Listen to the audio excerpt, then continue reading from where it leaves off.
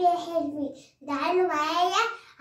انت قاعدة في البيت مش بتعمل حاجة، جيبوا ازازة زي دي اللي مش عارفين تخرموها، خلي ابو العيال يخرمها بمسمار بدل هو قاعد كده.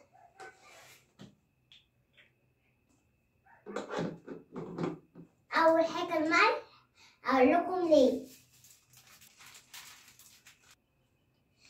بص يا حبايبي الحلوين، احنا حطينا اول الملح عشان تتقل، عشان ما تنزلش كتير في السيفون. تاني حاجة الصابون. بص يا حبايبي الحلوين، بص حطينا صابون على قد الكمية. تالت حاجة المعطر. بص يا حبايبي الحلوين، الملح هنا بس الصابون نزل عليه، وده المعطر. هنجيبها حبة مية حلوين.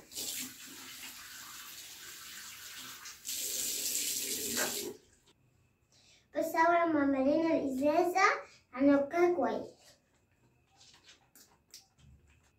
بص يا حبايبي الحلوين، دلوقتي العيلة شال السفون عشان أنا مش بفهم في الحاجات دي. بصي أنا هنزلها نايمة.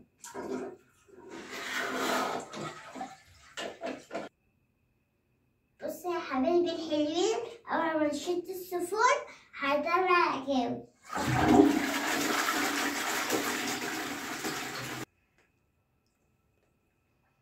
بصوا هي عملت جاوي، ممكن كل يوم تعمل. بصي أول ما نشد السفون كل يوم هيعمل ليها حلوة.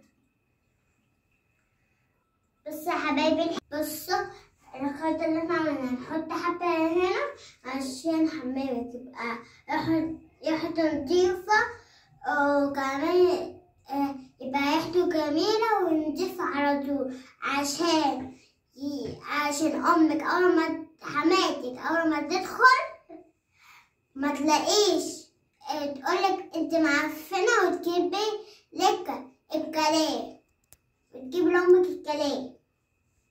اعملوا بقى اشتراك عشان تعبدوني انا، ومع السلامة. معاكم ماما سعد.